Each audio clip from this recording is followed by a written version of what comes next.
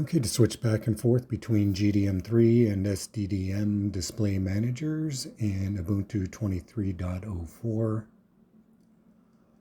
open up a terminal.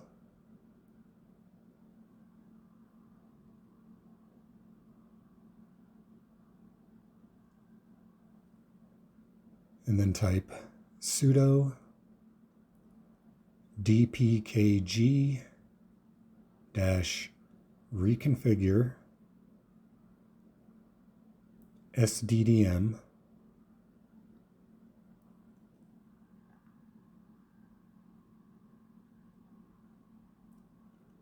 Okay, now use the arrow keys to select which display manager that you want to use, and then hit enter.